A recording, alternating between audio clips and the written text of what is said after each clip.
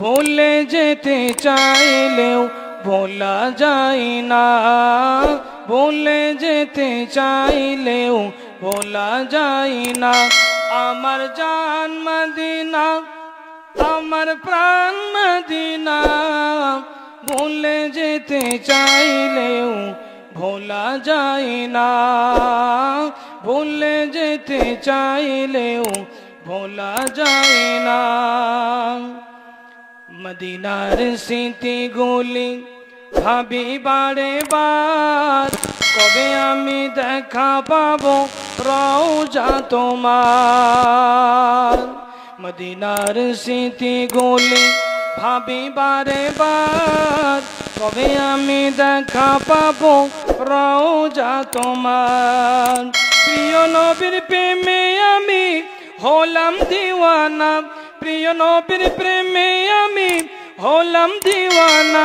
Medina জান Medina, Medina প্রাণ Medina, Medina জান মদিনা, মদিনা প্রাণ মদিনা।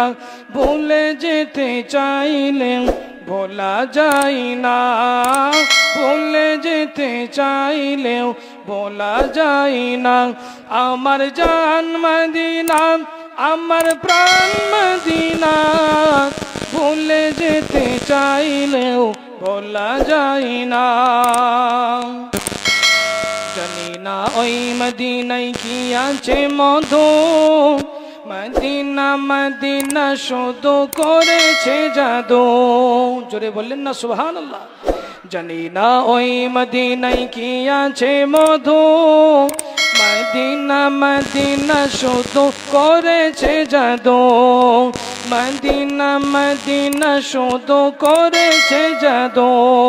নবীর লাগি কেঁদে কেঁদে বাসি গো উম্মত, মদিনা জান মদিনা, মদিনা।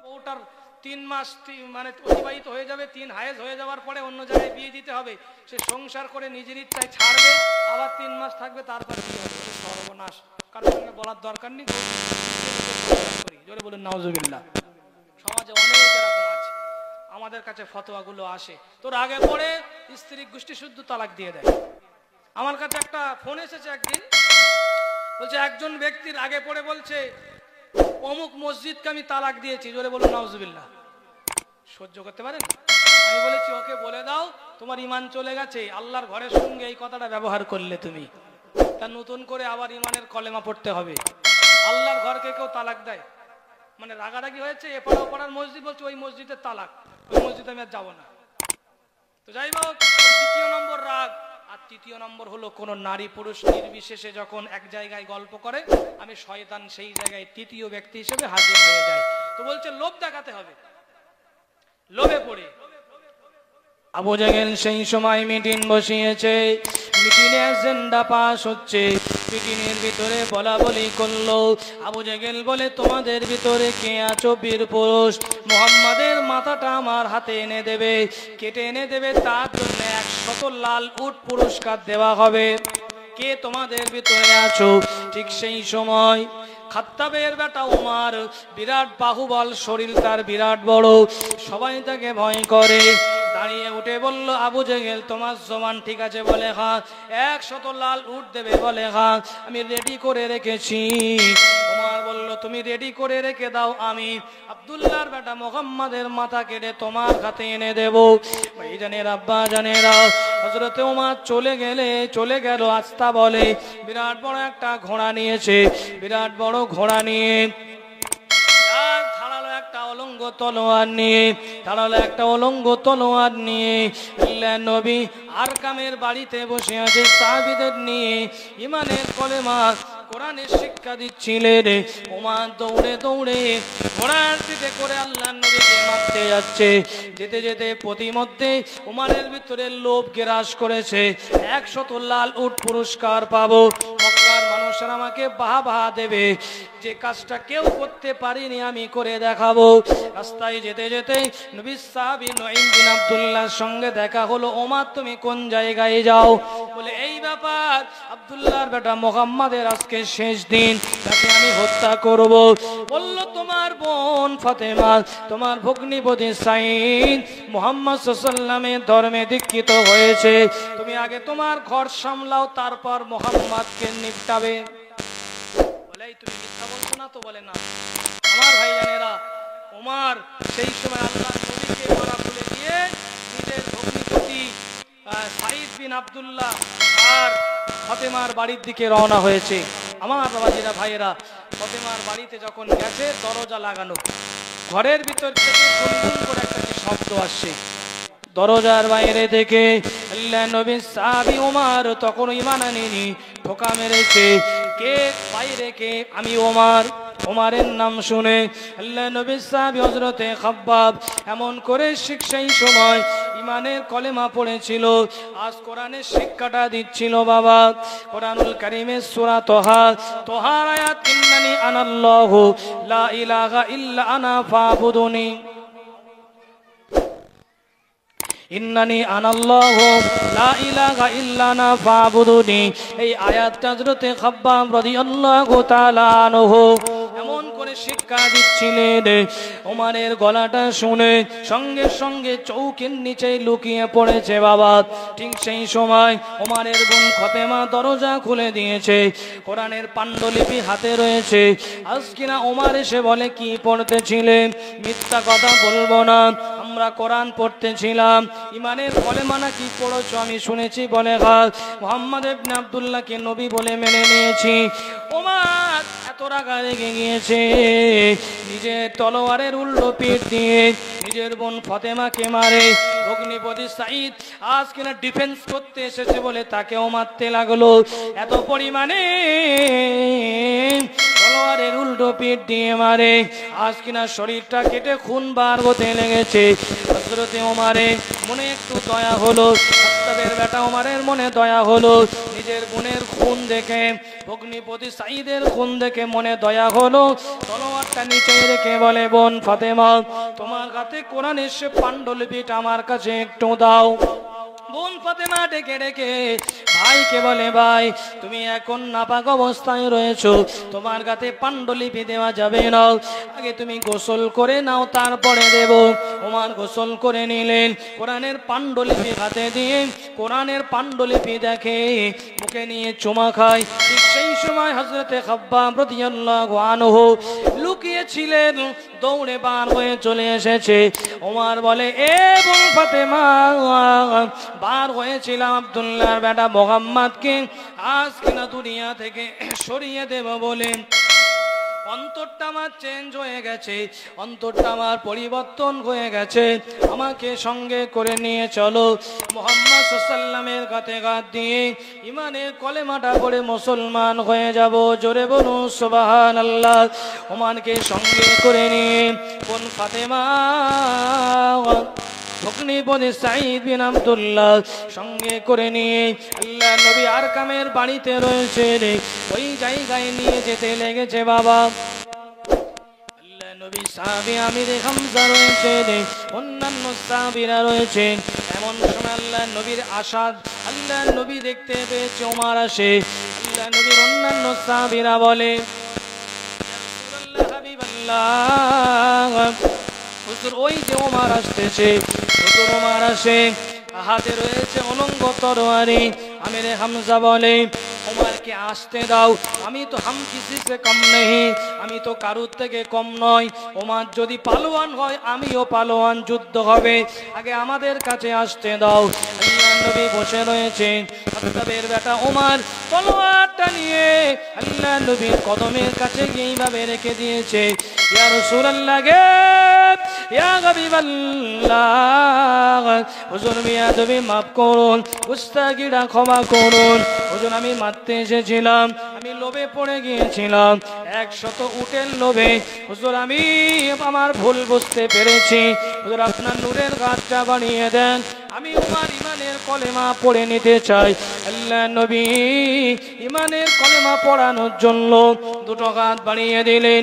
হযরতে ওমর নিজের হাতটা আল্লাহ নবীর হাতে দিয়ে পড়ে নিলেন, আশহাদু আল্লা ইলাহা ইল্লাল্লাহু ওয়া আশহাদু আন্না মুহাম্মাদান আবদুহু ওয়া রাসূলুহু। হযরতে ওমর যেদিন ইমানের কলেমা পড়েছিলেন, ওই দিন মুসলমানের সংখ্যা 40-এ পরিপূর্ণ হয়ে গিয়েছিল। ওই দিন রাত্রে বেলা আল্লাহর নবী আল্লাহ রাব্বুল আলামিনের কাছে হাত তুলে দোয়া করেছিলেন, আল্লাহ ইসলামটাকে শক্তিশালী করার জন্য হয় আবু জেহেল আর না হয় খাত্তাবের বেটা ওমর, দুজনার ভিতরে একজনকে ইমানের কলেমা নসিব করে দেন। আল্লাহর নবীর দোয়া হযরত ওমরের ভাগ্যে লেগে গিয়েছিল, আবু জাহেলের ভাগ্যে লাগেনি। কারণ হলো কিতাবের ভিতরে, আমার কাছে একটা কিতাব আছে উর্দু ভাষায়, বা আদব বা নসিব বে আদব বে নসিব। যুবক ছেলেরা যুবতী বোনেরা শুনে রাখেন, মায়েরা বোনেরা শুনে রাখেন। বয়স অল্প, হয়তো নাফসানি খায়শিয়াতে পড়ে অনেক গোপন গুনার কাজ করে ফেলছি। আল্লাহর ঘরের সঙ্গে বেয়াদবি, নবীর ঘর মাদ্রাসার সঙ্গে বেয়াদবি, আলেমদের সঙ্গে বেয়াদবি, বিশ্বায়ে পীরজাদাদের সঙ্গে বেয়াদবি, আর হাফেজে কোরআনের সঙ্গে বেয়াদবি, কোরআনের সঙ্গে বেয়াদবি, রেহেল কাটের সঙ্গে বেয়াদবি। আল্লাহ বেয়াদবকে পছন্দ করেন না। ওই জন্য কিতাবে আছে বা আদব বা নসিব, বে আদব বে নসিব। আবু জেহেল ছিল বেয়াদব, ওমর ছিল বাদব। রাসূলুল্লাহ দুজনের নাম ধরে দোয়া চাইলেন, দোয়াটা আবু জেহেলের ভাগ্যে গেল না, ওমরের ভাগ্যে কবুল হয়ে গিয়েছিল। বলুন সুবহানাল্লাহ। কারণ ওমর ছিল আদবী, ওমরের মধ্যে আদব ছিল, সেই জন্য পরিবর্তন হয়েছে। ওই জন্য বদমাইশে একটু গোপনে বয়সের সঙ্গে হয়ে গেলেও বেয়াদবিটা করা যাবে না। বড়রা একটা কথা বললে ঠিক আছে, ভুল হয়ে গেছে, তাই বললে বড়দের মুখের উপরে আবার বাজে কথা বললে তুমি, ওটা হলো বেয়াদবি, বাড়াবাড়ি, ওটাকে আল্লাহ পছন্দ করে না। যাই হোক, ওমর ইমানের কলেমা পড়লো, 40 জন পরিপূর্ণ হয়ে গেল। আমার আব্বা জানেরা, ভাই জানেরা, ওমর আল্লাহর নবীকে ডেকে ডেকে বলে, ইয়া রাসূলুল্লাহ, ইয়া হাবিবাল্লাহ, হুজুর আমি ওমর ইমানের কলেমা পড়েছি। আপনি লুকিয়ে লুকিয়ে নামাজ পড়েন, লুকিয়ে লুকিয়ে ইবাদত করেন। আর লুকিয়ে লুকিয়ে ইবাদত করা যাবে না, হুজুর প্রকাশ্যে ইবাদত করবেন। আমি ওমর সামনে থাকব, যে আপনাকে মারতে আসবে, যে আপনাকে ক্ষতি করতে আসবে, আগে আমি ওমর আমার সঙ্গে লড়াই হবে, তারপরে আপনার কাছে পৌঁছাবে। রাসূলুল্লাহ আপনি চলুন। আল্লাহ নবীকে সঙ্গে করে নিয়ে আবু জেহেল অপেক্ষা করতেছে ওইদিকে। আব্দুল্লাহর বেটা মুহাম্মাদের মাথা কেড়ে নিয়ে আসবে, কি বড় আশা মনে। ও ভাইয়ানেরা, আল্লাহ নবীর দস্ত মোবারক ধরে খাত্তাবের বেটা ওমর গুটি গুটি গুটি গুটি পায়ে আবু জেহেলের বাড়ির দিকে রওনা হয়েছে। আবু জেহেল দূর থেকে লক্ষ্য করে দেখেন আল্লাহ নবীকে সঙ্গে করে নিয়ে আসতেছে।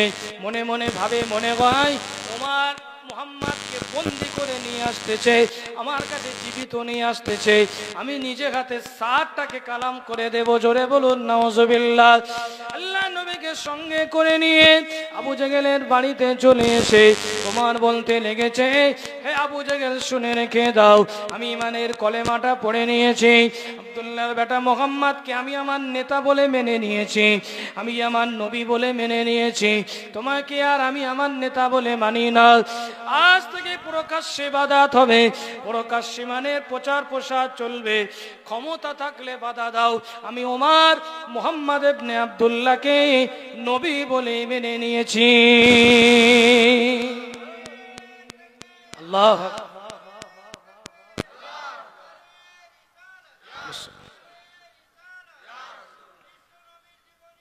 জিন্দাবাদ। আল্লাহ। আমার ভাইয়ানেরা, আবু জেহেল বলল সর্বনাশ, 100 লাল উটের লোভ দেখালাম, ওমর রাজি হয়ে গেল, করতে চাইছে কি আর হচ্ছে কি। গভীর রাত হয়ে গেল, দারুন নাদওয়ায় আবার মিটিং বসিয়েছে। আগেই বলেছি আল্লাহ নবী ইমানের কলেমাটা প্রচার প্রসার করবেন এই চিন্তা, আর মক্কার কাফেরদের ঘুম উড়ে গেছে, কিভাবে বাধা দেব, কিভাবে বাধা দেব, কোনো রকম ভাবে হয়ে ওঠে না। রাত্রে বেলা মিটিং করে। মুহাম্মদ ইবনে আব্দুল্লাহ থাকে কোন জায়গায়? আবু তালেবের বাড়ি থাকে। আবু তালেবকে লোভ দেখাতে, আবু তালেব যদি ইচ্ছা করে আমাদের হাতে মুহাম্মদকে তুলে দিতে পারে। কম চেষ্টা ওরা করিনি, কম চেষ্টা করিনি। আমি আপনাদের খুব সংক্ষেপে ধাপে ধাপে বোঝানোর চেষ্টা করছি। কম চেষ্টা করিনি। বলছে আবু তালেবকে মারাত্মক একটা লোভ দেখাবো, দেখি আবু তালেব কি করে। ভাইজানেরা বাজানেরা, সিরাতে মুস্তাফার ভিতরে লেখা আছে উর্দু ভাষায় কিতাবটি। আবু জেহেল সকালবেলা আজকে না একদল কাফেরদের সঙ্গে করে নিয়ে আবু তালেবের বাড়িতে চলে এসেছে। আল্লাহর নবী খাদিজার বাড়িতে রয়েছে, আম্মাজান খাদিজাতুল কুবরার বাড়িতে আছে, আবু তালেব বাড়িতে একা। ও ভাইজানেরা, মুসলমানেরা, আবু জেহেল এসে ঘরের টোকা দিতে লেগেছে দরজায়। আবু তালেব দরজা খুলে দিয়েছে, ঘরের ভিতরে গিয়ে বসেছে।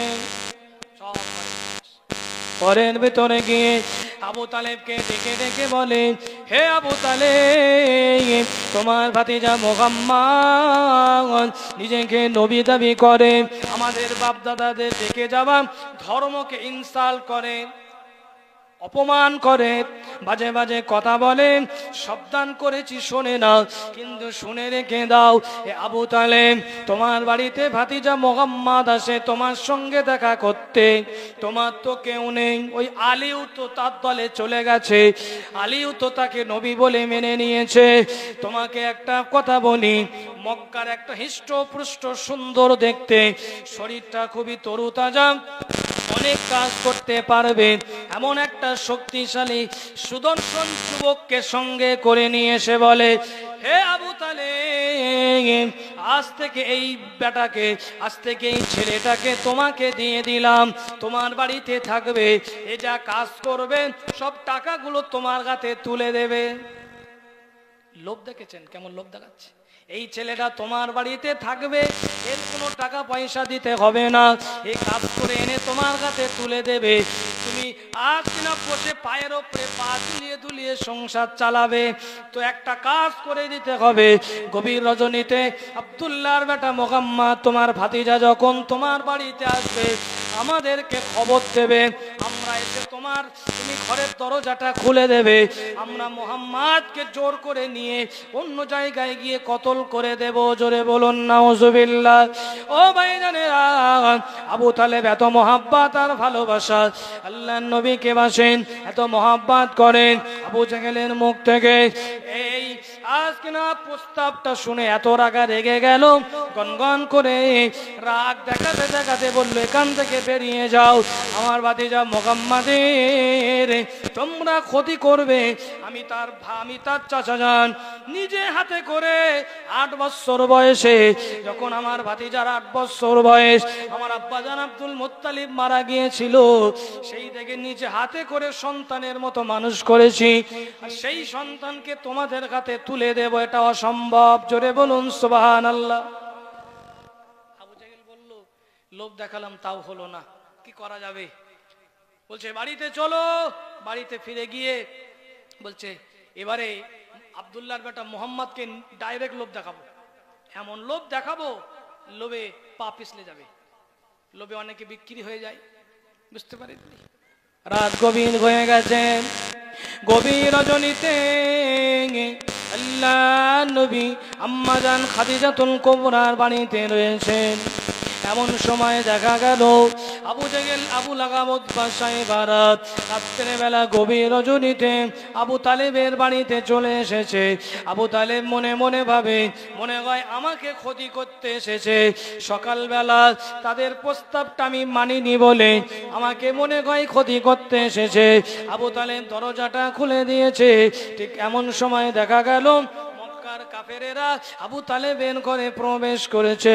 আবু তালেবের ঘরের ভিতরে প্রবেশ করে বলে, এ আবু তালেব শুনে রেখে দাও, তোমার ভাতিজা মুহাম্মদ তোমার বাড়িতে যখন আসবে, তুমি গিয়ে বলবে, ও ও কি চাই, মুহাম্মদ ইবনে আব্দুল্লাহ কি চাই? সে যদি মক্কার টাকা চাই আমরা তার টাকা দেব, যদি বাড়ি চাই বাড়ি দেব, গাড়ি চাইলে গাড়ি দেব, যদি নেতা হতে চাই নেতা বানিয়ে দেব। মক্কার যে নারীটাকে বলবে যত সুন্দর হোক না কেন সেই নারীটার সঙ্গে মুহাম্মাদের বিয়ে দিয়ে দেব। একটাই মাত্র দাবি, দিনের প্রচার প্রসার থেকে দূরে থাকতে হবে, এই কথাটা বলে দেবে। এই প্রস্তাব দিয়ে কাফেরেরা বাড়িতে চলে গেছে। আল্লাহ নবী কিছু সময় পরে চাচাজান আবু তালেবের বাড়িতে এসেছে। আল্লাহ নবী চাচাজান আবু তালেব আল্লাহ নবীকে ডেকে ডেকে বলে, ও ভাতিজা মুহাম্মদ, আজকে দিনে তোমার জন্য একটা খুশির সংবাদ আছে। আল্লাহ নবী মনে মনে ভাবেন, মনে হয় আমার চাচাজান ইমানের কলেমা পড়বে।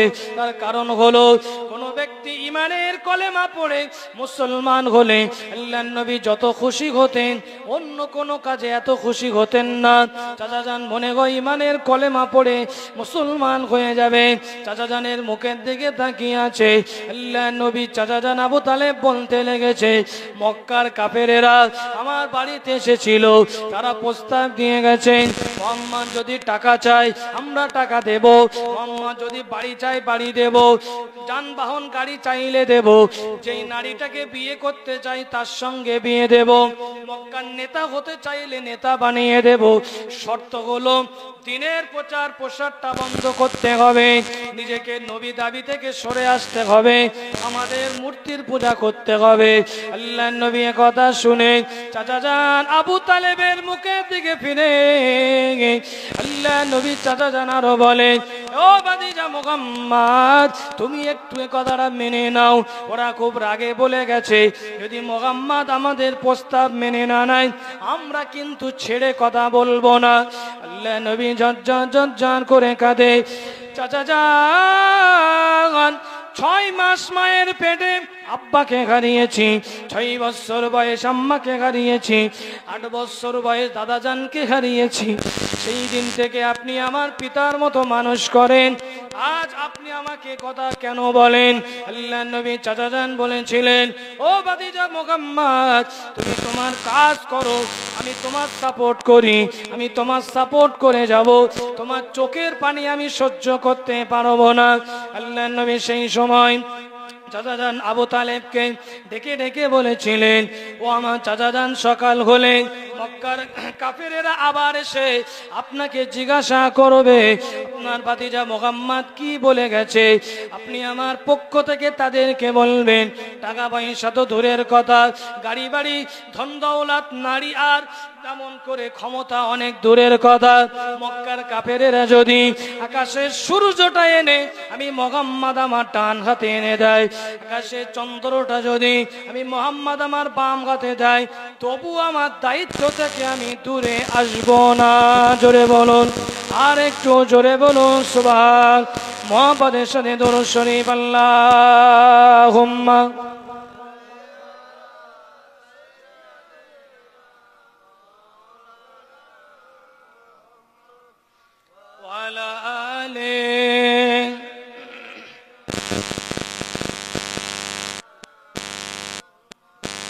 আরেকবার উচ্চ আওয়াজে আল্লাহ। দেখানোর পরেও কিছু হলো না, বললো রাত্রের বেলা এবার মিটিং করব, মারাত্মক একটা মিটিং। দারুন নাদুয়ায় মিটিং ডাকা হলো। দারুন নাদুয়ায় মিটিং করে বলছে শেষ থেকে সারতে হবে, এমন একটা এজেন্ডা পাস করব মুহাম্মদ এবং তার সাহাবীরা মানতে বাধ্য হবে। বললো কি? বললো আগামীকাল থেকে মুহাম্মদ এবং তার সাহাবীদের সাল্লাল্লাহু আলাইহি ওয়াসাল্লাম আমরা বয়কট করব।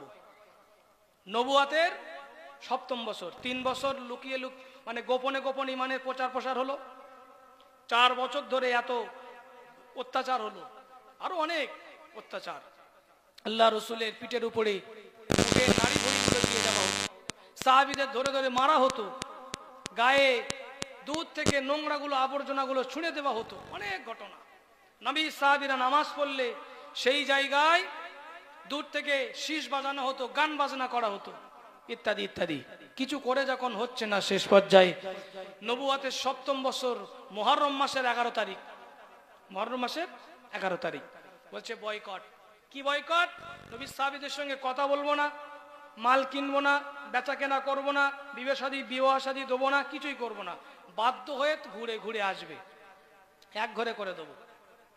আব্বা জানেরা, ভাই জানেরা, নবুয়তের ৭ম বছরে আবু জেহেল বিরাট একটা বয়কট নামা লিখে কাবা বাইতুল্লাহর গায়েতে ঝুলিয়ে দিয়ে বলল, মক্কার জমিন দিয়ে আজকে থেকে আব্দুল্লাহর বেটা মুহাম্মদ আর তার সাথীদের বয়কট, কেউ যেন এদের সঙ্গে কথা বলবে না, দোকানে মাল কিনতে আসলে দেবে না, মাল বেচাকেনা করবে না, কেউ যদি লুকিয়ে লুকিয়ে করে তা কঠিন শাস্তি হবে। আল্লাহ নবী সাহাবীরা নবীজির সঙ্গে বললেন, নবীজি বললেন, সাহাবীরা শুনে রেখে দাও, এই জায়গায় আমরা আর থাকবো না, এবারে আমরা আজকে একটা পাহাড়ের উপরে চলে যাব। আল্লাহ নবী সাহাবীদের সঙ্গে করে নিয়ে আম্মাজান খাদিজাতুল কুবরাকে সঙ্গে নিয়ে সন্তানদের সঙ্গে নিয়ে চাচা যান আবু তালেব বলে, ও ভাতিজা মুহাম্মদ, আমি তোমার সঙ্গে যাব। চাচা যান, তোমার বিরুদ্ধে আবু জেহেল বয়কট করেনি, তুমি তো আমাকে নবী বলে মানো না, তোমার তো বয়কট নেই। আল্লাহর নবী চাচা যান আবু তালেব বলেছিল, ও ভাতিজা মুহাম্মদ, তোমাকে এত ভালোবাসি, মহব্বত করি, তুমি ওই পাড়ে গিয়ে থাকবে, আমি নিচেই থাকবো, আমি থাকতে পারবো না। আল্লাহর নবীর সঙ্গে ওই পাহাড়ের উপরে চলে গেলেন। বয়কট শুরু হয়ে গেছে, খাদ্য খোরাকগুলো পানিগুলো সঙ্গে করে নিয়ে পাহাড়ে চলে গেছে, সবে আবি তালিবে চলে গেছে বাবা। খাদ্যগুলো ফুরিয়ে যাচ্ছে, পানিগুলো ফুরিয়ে যাচ্ছে, কয়েক মাস, 1 বছর, 1.5 বছর, 2 বছর হয়ে গেল, লম্বা টানা বয়কট চলতেছে। নবীর সাহাবীদের কাছে যা খাবার ছিল ফুরিয়ে গেছে, টাকাগুলো নিয়ে নিচেই যখন নেমে আসে পাহাড় থেকে, যেই মালটার দাম মনে করেন 10 টাকা, কাফেরেরা বলে এই ডালটার দাম হলো 50 টাকা, 10 টাকার মাল 50 টাকা দেবো, 50 টাকা না দিলে বিক্রি করবো না। এভাবে করে সমস্যার সম্মুখীন হয়ে পড়লেন সাহাবীরা। আজ কিনা অধিক দাম দিয়ে মাল কিনে চলে গেল, টাকা পয়সা গুলো ফুরিয়ে গেল। আম্মাজান খাদিজাতুল কুবরা যত টাকা পয়সা ছিল সব সাহাবীদের জন্য দান করে দিলেন। জোরে বলুন সুবহানাল্লাহ। নবীজির কাছে সাহাবীরা এসে বলেন, ইয়া রাসূলুল্লাহ, বিবাল্লাহ, হুজুর আমাদের কাছে যা খাবার ছিল শেষ, যা পানি ছিল শেষ, আজ কিনা যা টাকা ছিল সব শেষ। নবীজি বলেন, সাহাবীরা, ওই বাবলা গাছের কচি পাতাগুলো তোমরা ছিঁড়ে ছিঁড়ে খাও। মানুষ কি বাবলার পাতা খেয়ে থাকতে পারে? ওটা অসম্ভব, কোনোদিন থাকা যায় না। কিন্তু ক্ষুধা সহ্য করতে না পেরে বাবলার কচি পাতাগুলো ছিঁড়ে ছিঁড়ে নবীজির সাহাবীরা খায়। কচি পাতা শেষ হয়ে গেল, এবারে পাকা পাতাগুলো খেতে শুরু করেছে, সেটাও শেষ হয়ে গেল। দেখতে দেখতে 3 বছর অতিবাহিত হয়ে গেল। নবীজির কাছে সাহাবীরা আসলেন। আল্লাহ নবীর কাছে সাহাবীদের কাছে চামড়া ছিল, ওই পশুর চামড়াগুলো আজ কিনা সিদ্ধ করে লবণ দিয়ে সিদ্ধ করে সাহাবীরা খেয়েছে। ভাইজান, আব্বা জানেরা, নবীজির কাছে সাহাবীরা এসে বলেন, ইয়া রাসূলুল্লাহ, হাবিবাল্লাহ, হুজুর একটু ব্যবস্থা করেন, দোয়া করেন। এইভাবে তো আর চলতে পারে না। সাহাবীরা জরাজীর্ণ হয়ে যাচ্ছে, সাহাবীরা অসুস্থ হয়ে যাচ্ছে, এইভাবে থাকলে সবাই মারা যাবে। আল্লাহ নবী দোয়া করলেন। আল্লাহ পাক ফেরেশতা জিবরাইলকে পাঠিয়ে দিয়ে বললেন, ও আমার ফেরেশতা জিবরাইল, আমার নবীকে গিয়ে বলেন, ওই কাবা বাইতুল্লাহর উপরে যে বয়কট নামাটি টাঙানো রয়েছে, ওই বয়কট নামাটি একটা পোকা পাঠিয়ে দেওয়া হবে, ওই পোকাটা নষ্ট করে দেবে। আবু জেহেলের কাছে গিয়ে জিজ্ঞাসা করতে বলো। আল্লাহ নবী, আজকে নবীজি ওই পাহাড় থেকে নিচেই নেবে। আবু জেহেলের কাছে গিয়ে জিজ্ঞাসা করলেন, আমাদের বিরুদ্ধে কদিন বয়কট থাকবে? আবু জেহেল বলে দিয়েছে, যতদিন বয়কট নামা অক্ষত অবস্থায় থাকবে ততদিন বয়কট থাকবে। বয়কট নামা ছিঁড়ে গেলে, নষ্ট হয়ে গেলে বয়কট এমনি এমনি কেটে যাবে। নবীজি বললেন, আবু জেহেল, একবার গিয়ে কাবা বাইতুল্লাহর গায়ে বয়কট নামাটা গিয়ে দেখো। আবু জেহেল গিয়ে চোখ চরক গাছে উঠে গেছে। এত দামি, এত নামি দামি বয়কট নামা ঝুলিয়েছিলাম, যেই জায়গায় আল্লাহর নামটা আছে ওই জায়গাটা ছাড়া সব লেখাগুলো একটা পোকা এসে খেয়ে নষ্ট করে দিয়েছে। জোরে বলুন সুবহান। আবু জেহেল জবান দিয়েছিল বয়কটটা উঠে যাবে। বললো, ঠিক আছে আব্দুল্লাহর বেটা মুহাম্মদ, বয়কটটা উঠে গেছে। নবুয়তের 10ম বছরে 3 বছর পরে নবী সাহাবীদের বিরুদ্ধে বয়কটটা তুলে নেওয়া হয়েছিল। নবী সাহাবীরা জরাজীর্ণ অবস্থায়, শরীর দুর্বল, ওখান থেকে নামতে অনেকেই পড়ে গেছে। আবু তালেব অসুস্থ হয়ে গেছে। আল্লাহ নবী চাচা জানকে ধরাধরি করে বাড়িতে নিয়ে চলে গেলেন। বাড়িতে গিয়ে শুইয়ে দিলেন। একেবারে শরীর অসুস্থ হয়ে গেছে। আল্লাহর নবী চাচা জান আবু তালেব অসুস্থ, আম্মা জান খাদিজাতুল কুবরা অসুস্থ, নবী পাকের অন্যান্য সাহাবীরা অসুস্থ হয়ে পড়লেন। ওই সব আবু তালেব থেকে নিচে নামার মাত্র 4 মাস পরে চাচা জান আবু তালেব খুবই অসুস্থ হয়ে পড়লেন। নবীজির কাছে সংবাদ গেল, আপনার চাচা আবু তালেব অসুস্থ হয়েছে। নবীজি মাতার কাছে এসে বসে বললেন, মুসলিম শরীফের হাদিস বলছি বাবা, নবীজি মাতার কাছে বসে আবু তালেবকে ডেকে ডেকে বলেছিলেন, ও চাচা জান, আপনি সব সময় আমার সাথ দিয়েছেন, একবার আপনি আমাকে নবী বলে মেনে নেন, কিয়ামতের দিনে আমি আপনার কই আল্লাহর কাছে সুপারিশ করব। আবু জেহেল, আবু লাহাব, উতবা সাইবা বসে বসে বলে, আবু তালেব সারা জীবন বাবের থেকে যাওয়া বাপ দাদাদের ধর্ম মেনেছো, মরণের আগে ভাতিজা মুহাম্মাদের ধর্মে দীক্ষিত হবে, সম্মানটা হারিয়ে ফেলবে। আবু তালেব ইমানের কলেমা পড়ল না। নবীজি মন খারাপ করে উঠে যাচ্ছে। একজন সাহাবী পিছন দিক দিয়ে ডেকে বলে, মনে হয় আপনার চাচা জান আবু তালেব ইমানের কলেমা পড়েছে। নবীজি বলেন, আমি নিজের কানে শুনিনি, সাক্ষ্য দিতে পারবো না। আল্লাহ নবী চাচা জান আবু তালেব ইন্তেকাল করেছে। রাসূলুল্লাহর মনটা একেবারে ভেঙে গেছে। কাফেরেরা বলা বলি করে, এই সুযোগ আমরা যখনই কিছু করতে যাই চাচা আবু তালেব গিয়ে বাধা যায়। আবু তালেব দুনিয়ায় নেই, আমাদের রাস্তা ক্লিয়ার হয়ে গেছে। আবু তালেব ইন্তেকাল করেছে। সব আবু তালেব থেকে নামার 4 মাস পরে চাচা জান আবু তালেব ইন্তেকাল করেছেন। রাসূলুল্লাহর মনটা খুব খারাপ। এদিকে নিজের বিবি আম্মা জান খাদিজাতুল কুবরা তিনি অসুস্থ। দুটো রিওয়ায়াত, কোন রিওয়ায়াতে 3 মাস, থানবী সাহেব লিখেছেন 3 দিন পরে আম্মা জান খাদিজাতুল কুবরা অসুস্থ। রাসূলুল্লাহ চাচা ইন্তেকাল করেছেন, কয়েকদিন রেস্ট নিচ্ছেন, খুবই অসুস্থ। সাহাবায়ে কেরামগণেরা দীর্ঘদিন খাওয়া নেই, পাহাড় থেকে নেমে সব অসুস্থ। দিনের প্রচার কয়েকদিন বন্ধ। প্রচার করতে যাবেন, একদিন আম্মা জান খাদিজাতুল কুবরা ডেকে ডেকে বললেন, রাসূলুল্লাহ হাবিবাল্লাহ, আপনি ঘরে আসেন, আপনার সঙ্গে কিছু কথা আছে। ও বিবি খাদিজা, আমি দিনের প্রচার করতে যাই, কি কথা তাড়াতাড়ি বলো। আল্লাহ নবীকে ডেকে বিবি খাদিজা বলেছিলেন, ইয়া রাসূলুল্লাহ হাবিবাল্লাহ, হুজুর আপনার সঙ্গে আমার বিয়ে হয়েছে। আজ কিনা আমি যদি আপনার কাছে কোনো ভুল করি আপনি আমাকে ক্ষমা করে দেবেন। আম্মা জানের বয়সটা 65 বছর হয়ে গেছে বাবা। আম্মা জান অসুস্থ অবস্থায় আল্লাহ নবীর কাছে ক্ষমা চাইলেন। আল্লাহ নবী বিবি খাদিজার মুখের দিকে ফিরে আল্লাহ নবী বললেন, ঠিক আছে আমি ক্ষমা করে দিলাম। আল্লাহ নবীর বিবি আরো বললেন, ইয়া রাসূলুল্লাহ হাবিবাল্লাহ, হুজুর আপনি আমাকে কথা দেন, আমি যখন মারা যাব তো দুনিয়ার কোনো কাপন যেন আমার শরীরে দেবেন না। ও খাদিজা, তুমি মনে হয় নামি দামি কাপন কিনে রেখেছো না? ইয়া রাসূলুল্লাহ, আপনার জুব্বা মোবারক আমি রেখে দিয়েছি, এই জুব্বা দিয়ে আপনি আমাকে কাপন করবেন। আমার মনের বিশ্বাস আমার কবরের আযাবটা আপনার জুব্বার ওসিলায় মাফ হয়ে যাবে। ও ভাইয়েরা, আম্মা জান খাদিজারও বললেন, ইয়া রাসূলুল্লাহ আমি যখন মারা যাব মক্কার বাজারের কোনো সুগন্ধি আমার শরীরে লাগাবেন না।